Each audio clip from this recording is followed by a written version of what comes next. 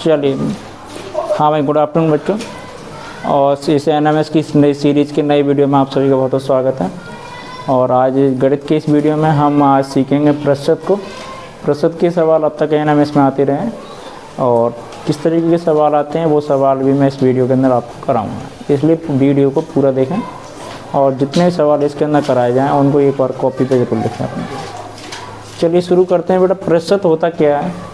प्रतिशत क्या है? प्रतिशत यानी प्रति सैकड़ा, ठीक है। सैकड़ा यानी 100 में से किसी भी चीज़ का हिस्सा, ठीक है, उसको बोलते हैं प्रतिशत, है ना। तो आप सबसे पहले सीधी सीधी बात कर लेते हैं। प्रतिशत किसी भी संख्या का कुछ चेंज करना प्रतिशत में कैसे करेंगे, ठीक है।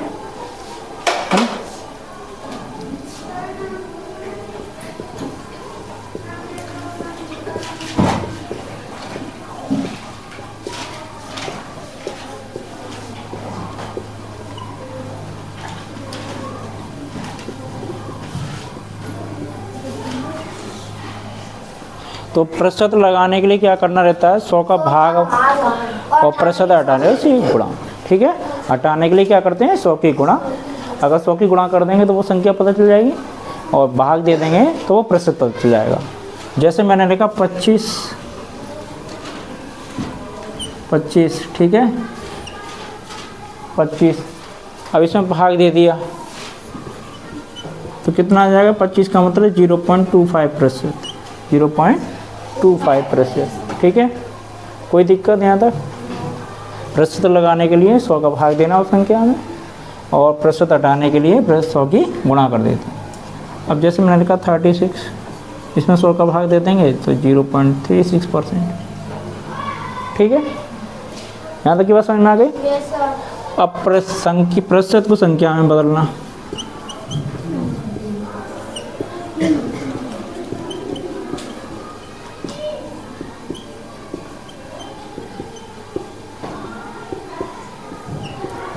प्रतिशत को संख्या में जैसे लिखा हुआ है 90%। 90% का मतलब क्या हो जाएगा? 90/100, 90/100। ये भाग देंगे कितना? 0.9%, 0.9%, ठीक है। समझ में आ गई बात? नहीं आ गई? अरे भाग दे गया मैं, इसमें भी है ना, गुणा करना है ना। तो यदि 90% है तो संख्या कितनी है? 9000। कितनी है वो संख्या? 9000। 0.9 है तब, हाँ भाई, 100 की गुणा और 10 हटा देंगे इसका तो वो कितनी आ जाएगी? 90%, ठीक है। समझ में आ गई बात? वो संख्या कितनी आई? 90। इतनी सी बात समझ में आ रही है? ये सवाल आया था एनएमएस में 18 में या 19 में, यही वाला। उसने सीधे सीधे चेंज करा था, 0.9% को संख्या में बदलिए और ऑप्शन दे रखे थे, ठीक है। ये सवाल आया हुआ 18 में आया या 19 में आया, ये देख लेना। यहाँ तक की बात समझ में आ गई ना? चलिए इसमें अगला देखिए टाइप। मिटा दूँ? लिख लिया? Yes sir.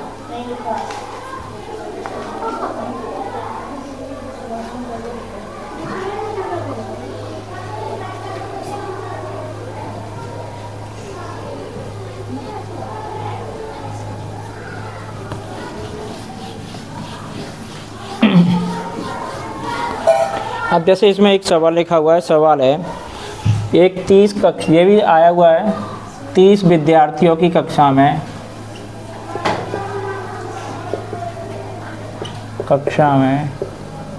18 लड़के हैं, तो कितने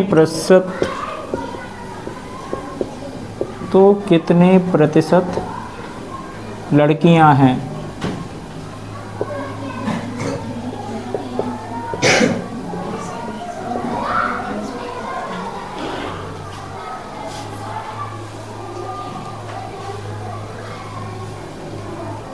हाँ भाई, इसका एक तरीके यही सवाल है, ठीक है। 18 तो लड़कों का प्रतिशत बताइए, और इसके ऑप्शन दे रखे हैं इन्होंने 40, 60, 30, 70।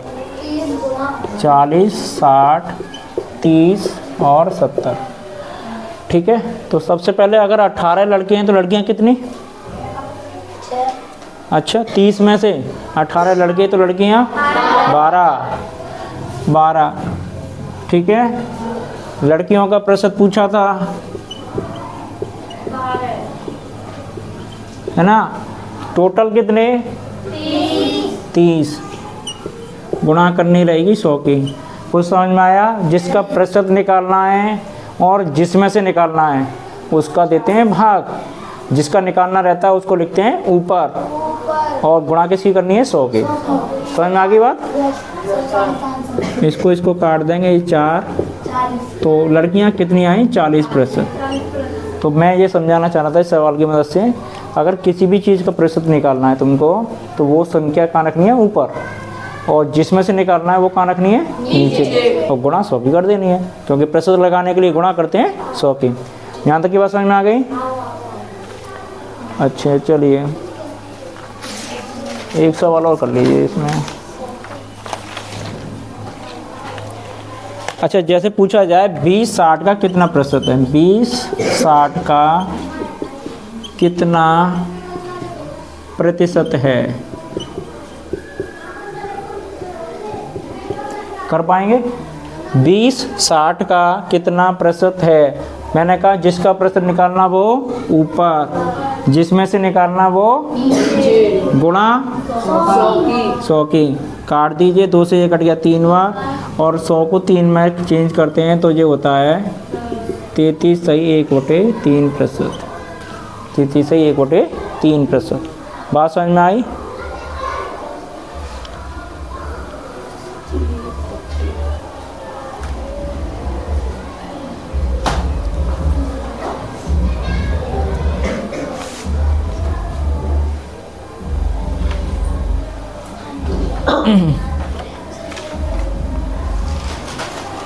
चलिए ये कुछ सूत्र लिख लीजिए अब इसमें, है ना, प्रतिशत के, तो तुम्हें आगे का।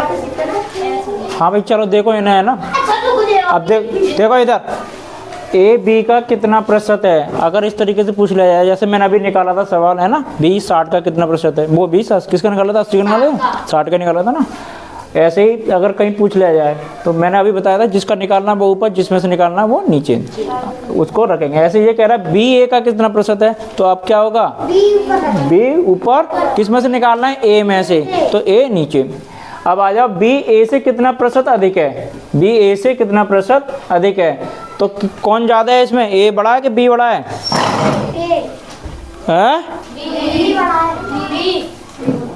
वो कह रहा है बी ए से कितना प्रतिशत अधिक है? बी ए से कितना, तो बी बड़ा है, ठीक है ना। तो बी में से ए घटा दिया, और जिससे बड़ा है उसको नीचे रखना है। ए से बड़ा है तो ए नीचे। अब आ जाओ नीचे, ये सवाल पढ़ के करने हैं, ये सवाल है तुम्हारे एग्जाम में, सीधे सीधे सवाल आएंगे। समझ में आ गया? नहीं आ गया? जैसे 20 60 से कितना प्रतिशत अधिक है, कितना प्रतिशत अधिक है, तो यहाँ पर ऐसे निकाल लेना तुमको, ठीक है। आगे बी ए से कितना प्रतिशत कम है, बी ए से कितना प्रतिशत कम है, तो अभी भी ए बड़ा है इसमें, ठीक है, तो ए नीचे। किससे कम है? ए से, तो इसलिए ए नीचे। ये 2 सूत्र ए वाले हैं और 2 सूत्र बी वाले हैं। समझ में आ गया? नहीं आ गया?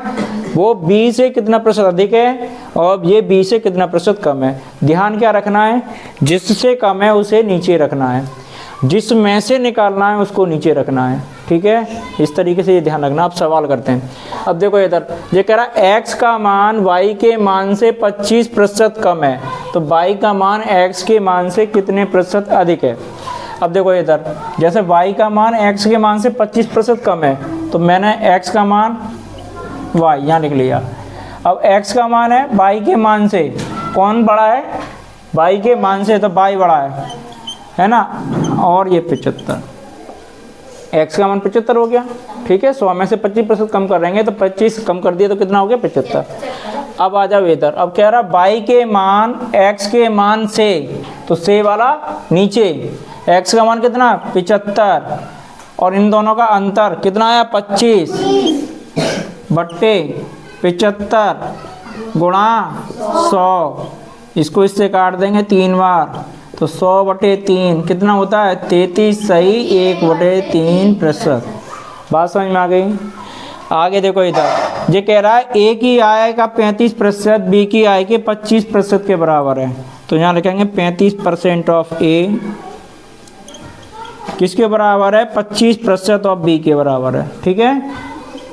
अब वो पूछ रहा है ए और बी का अनुपात। क्या पूछ रहा है ए और बी की आय का अनुपात।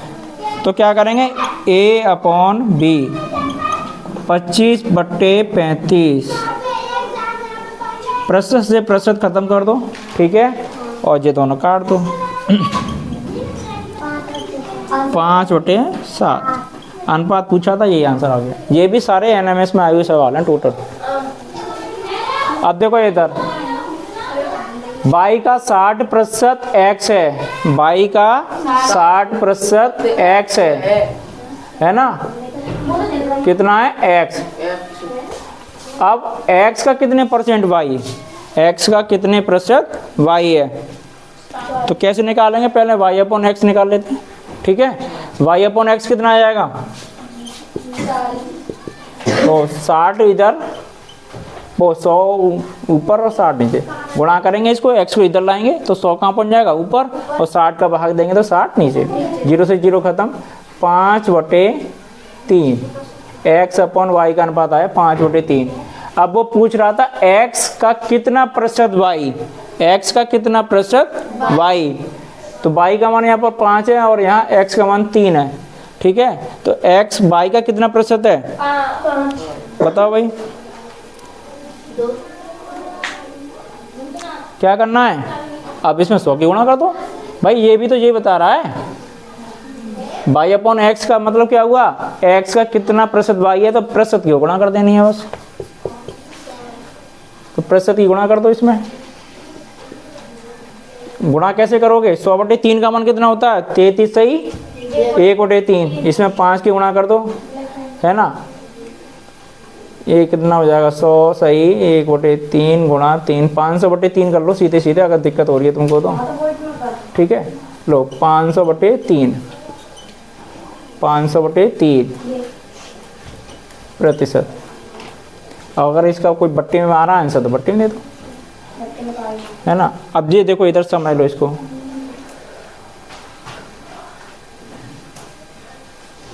कुछ कटेगा पिटेगा तो है नहीं। हाँ तो यही आएगा आंसर।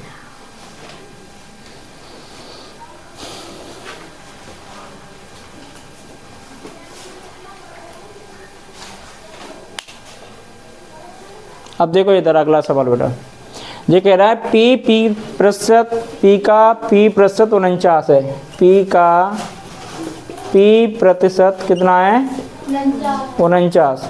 तो का की जगह गुणा का चिन्ह और प्रतिशत हटाने के लिए 100 का भाग। इतना सा बात समझ में आया। अब क्या करेंगे, p स्क्वायर बराबर 4900, p का मान निकालोगे वर्गमूल लेके, और 4900 का वर्गमूल आएगा 70। कितना आया, इस तरीके से ये सवाल कर सकते हो तुम बड़े आसानी से।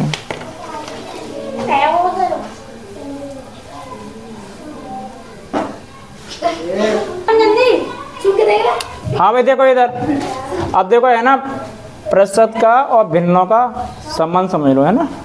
अब जैसे बेटा मैंने लिखा एक का होता है 100%। ठीक है।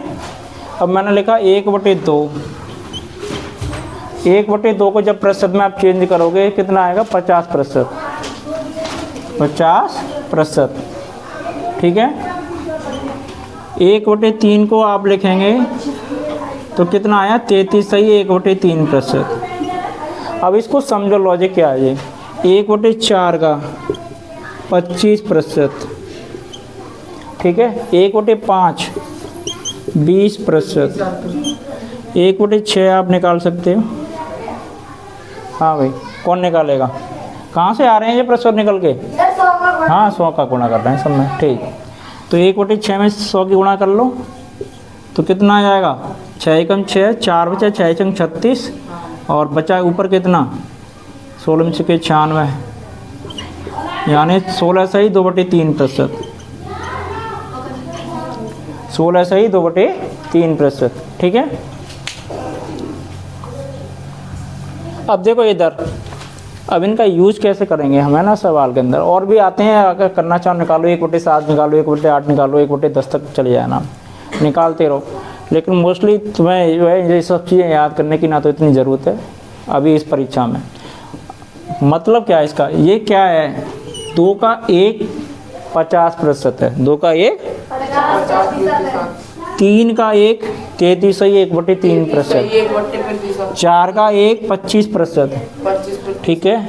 अगर किसी सवाल में 25% की कमी आ जाए तो कौन से 2 संख्या लेनी है, एक 4 और एक 1। वहाँ से आप सवालों को आसान कर लोगे। 1/5 20% है ना, यानी 1/5 का 20% है। अब बात समझ में आ गई। अब जैसे सवाल में पूछा जाए, कोई सवाल है जैसे 80 का 33 सही 1/3% बताइए। ठीक है। अब देखो इसको यूज़ कैसे करते हैं। अब हमें पता है 33 से 1/3% क्या किसके बराबर होता है, 1/3 के। अगर हमने 80 का 1/3 निकाल दिया, सेम आंसर आएगा। ठीक है, बात समझ में आई।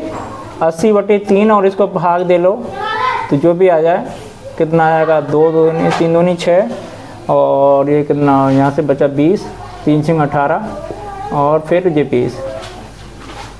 तो ये इस तरीके से आंसर आएगा इसका। सही काटा है मैंने, 25 75 78, ठीक है, हाँ यही आएगा। इस तरीके से ये 6 करके आए, कटेगा नहीं। हाँ भाई, बात समझ में आई। तो ये ज़्यादा आसान है ना, 33 से 1/3% निकालने के बजाय 1/3 निकाल देना। बात समझ में आ गई। अगर किसी भी संख्या का अगर ये प्रश्न निकालने में दिक्कत आ रही है तो ये हिस्सा पता कर लो, उतने का गुणा कर दी उसमें। ठीक है।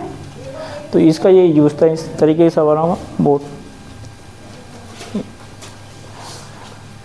यहाँ तक की बात समझ में आ गई ना। अब देखो जो सवाल आते हैं तुम्हारे में, फिर से वहीं चलते हैं। अब जैसे मैंने लिखा, अब देखो इधर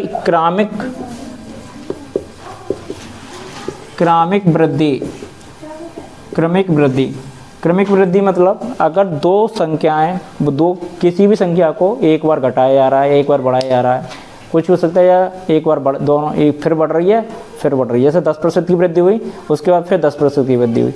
ठीक है, समझना। जैसे किसी वर्ग की भुजा को 10% बढ़ाया गया, कितने बार, तो उसके क्षेत्रफल में कितने प्रतिशत वृद्धि हुई। इस तरीके के सवालों को आप इनसे ही करोगे।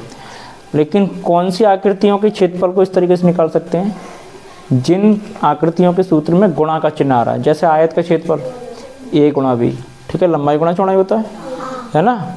घनाभ का पृष्ठीय क्षेत्रफल क्या होता है, 6a², है ना। तो जहाँ मल्टीप्लाई आ रहा है एरिया में, वॉल्यूम में, यानी आयतन में मल्टीप्लाई आ रहा है, वहीं इस क्रमिक वृद्धि वाला सूत्र यूज होता है।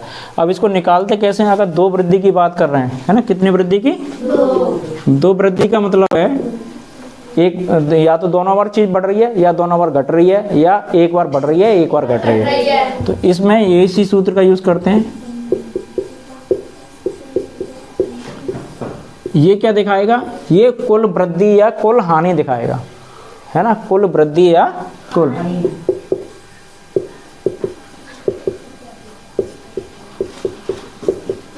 या तो कमी, वृद्धि की, सॉरी, कहानी नहीं, कमी,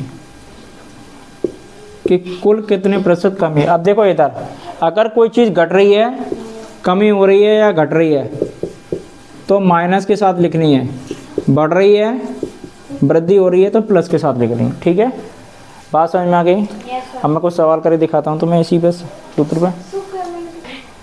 हाँ भाई देखो इधर, ये कह रहा है किसी वर्ग की भुजा में 10% की वृद्धि कर दी जाए तो उसके क्षेत्रफल में कितने प्रतिशत की वृद्धि होगी, कितने प्रतिशत की वृद्धि होगी।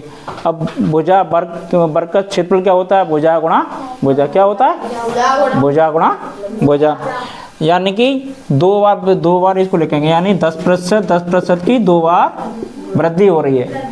अब यानी a का मान भी 10 है और b का मान भी 10 है। आगे देखो इधर 10 + 10 0 से 0 खत्म, 0 से 0 खत्म, 10 और 10 20 और 1 21। तो आंसर आया 21%। सर एक कहाँ पे आया, ठीक है। एक इसका है, 100 से 100 कट गया ना ये, 10 और 10, ठीक है, और 1 कितना आया 21%। यहाँ तक की बात समझ में आ गई। इसी तरीके से करना। अब वो कह रहा है त्रिभुज के आधार में 30% घटा दिया जाए और 25% बढ़ जाए, यानी कि ए का मान हमारा -30 है ना, -30, बी का मान 25 प्लस के, अगर बढ़ रही है तो प्लस के साथ, घट रही है तो माइनस के साथ, -30 प्लस के 25 प्लस -30 गुणा 25 बट्टे 100 बट्टे 100। आगे देखो इधर, इसको इसमें से करेंगे तो ये कितना हो जाएगा, -30 प्लस के 25 और इन दोनों की गुणा करेंगे, 25 दिया 75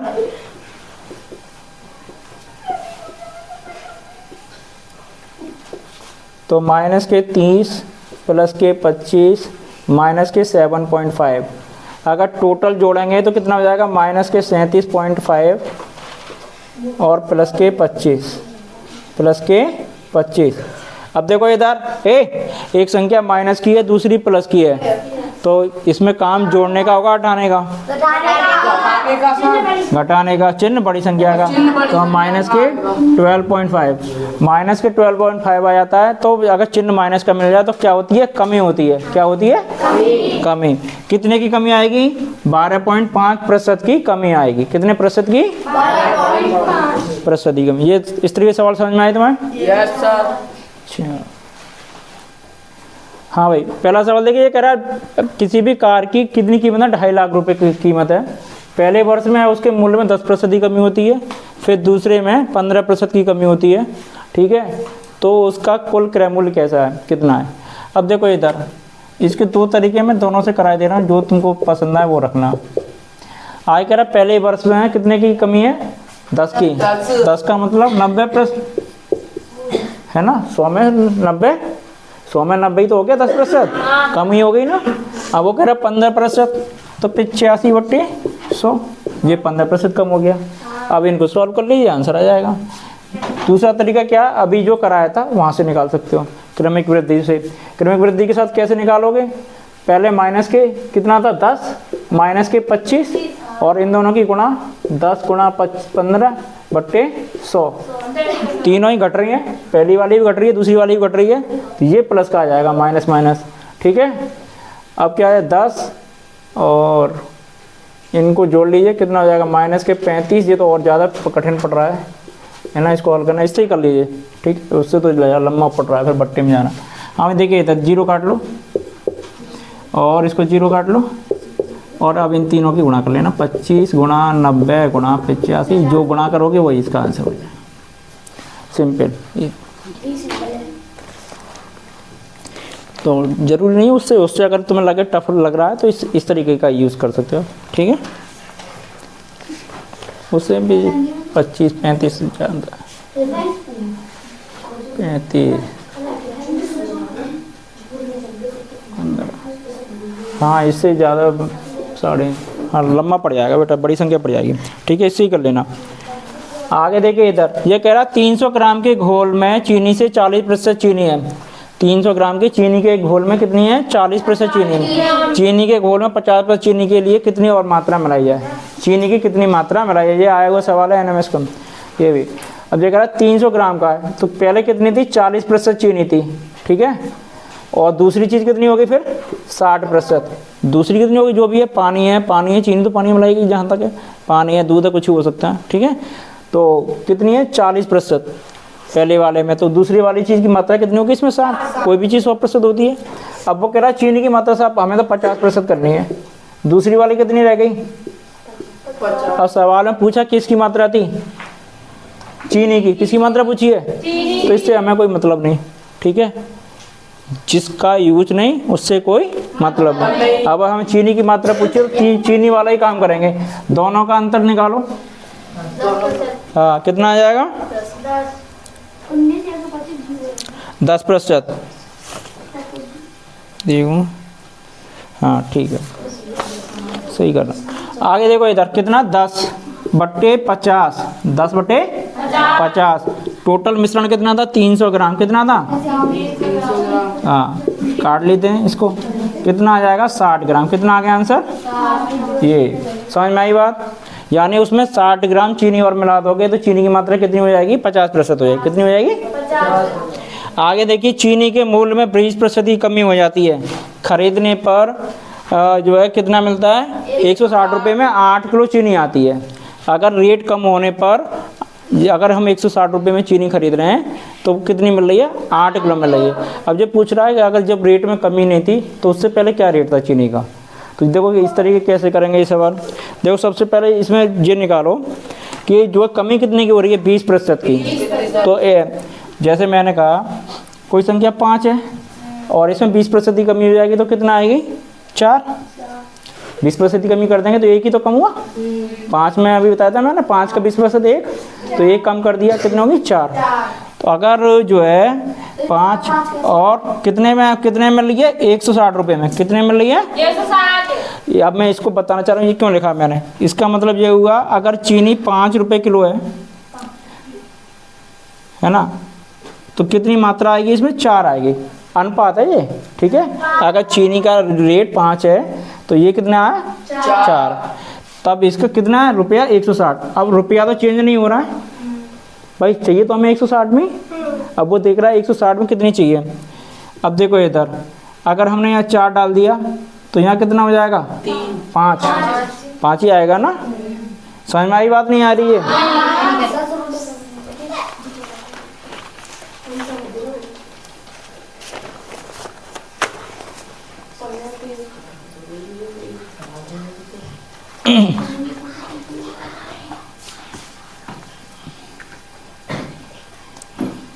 हाँ, यहाँ 30 करो,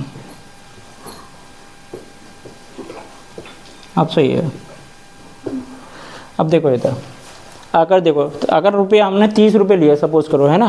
30 रुपये में हम क्या करने गए, हमने चीनी खरीदी। अगर 5 रुपये के हिसाब से कितनी मिली, 6 किलो चीनी मिली, ठीक है। अब हमने क्या कहा कि नहीं साहब, हम तो 6 रुपये किलो चीनी खरीदेंगे, तो कितनी मिलेगी। बात समझ में आ रही है। अगर देखो खर्चा है एक, यानी कि हमारे पास जो अमाउंट है खर्च करने वाली समान रहने पर इनके अनुपात बदल जाते हैं, सेम हो जाते हैं, उल्टे हो जाते हैं, ठीक है। बात समझ में आ रही है इतनी सी। अब देखो आगे,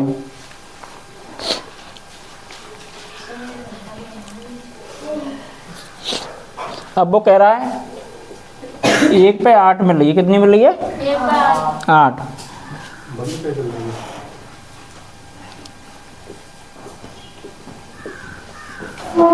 4 पे कितनी हो जाएगी फिर, और 1 पर 8 आ रही है तो 4 पे कितनी, 32। और 32 का भाग दे तो 160 में, तो उस चीनी का रेट कितना आया, 5 रुपये। ठीक है,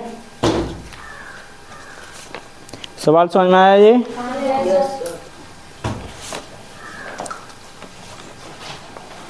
चलो एक सवाल लिखो फटाफट से, कल करके लाना इसको। हाँ भाई बच्चों, ये 4 सवाल हैं आपको, है ना, इनका स्क्रीनशॉट ले लीजिए और इन चारों क्वेश्चनों के आंसर आप हमें लिख के भेजेंगे कमेंट बॉक्स में। सबसे कमेंट बॉक्स में लिखने का तरीका है, आप अपना नाम लिखेंगे, फिर स्कूल का नाम, फिर ज़िले का नाम, उसके बाद इन चारों क्वेश्चनों के आंसर हमें लिख भेजेंगे। और जो बच्चे अब तक चैनल से न जुड़े वो चैनल से जुड़ जाएँ, और वीडियो पसंद आए तो इसको लाइक ज़रूर कर दें। इसी तरीके के अगले चैप्टर के साथ फिर मिलेंगे कल एक नए वीडियो नए टॉपिक के साथ। और आप लोग अपनी तैयारी करते रहिए, 5 नवंबर के टेस्ट है आपका ये, है ना। और मैथ के सवाल 20 आते हैं, तो इसी तरीके से मैं प्रयास कर रहा हूँ कि हर वीडियो से एक क्वेश्चन का आपकी